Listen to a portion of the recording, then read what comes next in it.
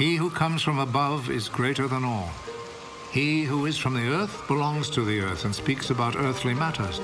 But he who comes from heaven is above all.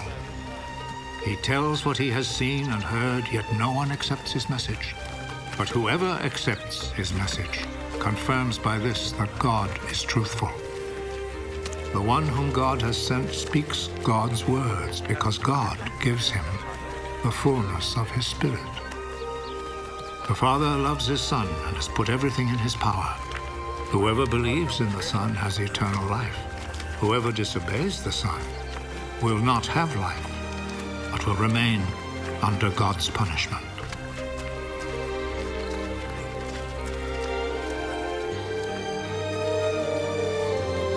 The Pharisees heard that Jesus was winning and baptizing more disciples than John. Actually, Jesus himself did not baptize anyone, only his disciples did. So when Jesus heard what was being said, he left Judea and went back to Galilee. On his way there, he had to go through Samaria. In Samaria, he came to a town named Sychar, which was not far from the field that Jacob had given to his son Joseph. Jacob's well was there, and Jesus, tired out by the trip, sat down by the well. It was about noon.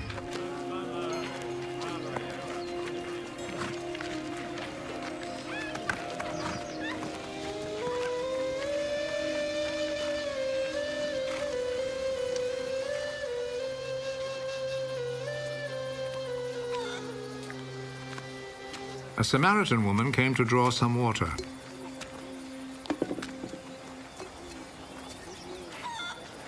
Give me a drink of water.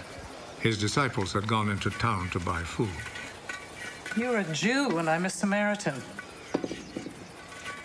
So how can you ask me for a drink? Jews will not use the same cups and bowls that Samaritans use. If you only knew what God gives, then who it is that is asking you for a drink, you would ask him. And he would give you a life-giving water. Sir, you don't have a bucket and the well is deep.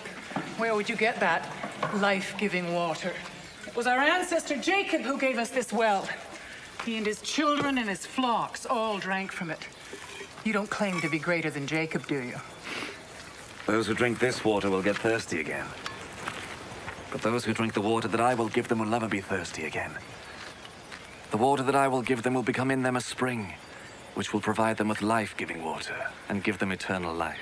Sir, give me that water. Then I will never be thirsty again. Nor will I have to come here to draw water. Go and call your husband and come back.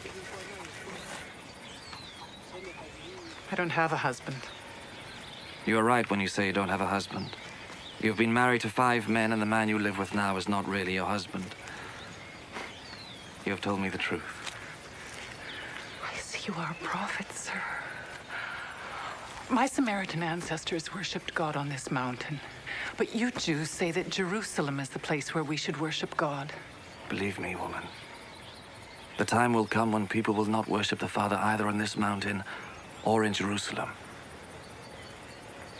You Samaritans do not really know whom you worship. But we Jews know whom we worship because it is from the Jews that salvation comes. But the time is coming. And is already here. When by the power of God's Spirit, people will worship the Father as he really is, offering him the true worship that he wants. God is Spirit. And only by the power of his Spirit can people worship him as he really is. I know that the Messiah will come. And when he comes, he will tell us everything. I am he.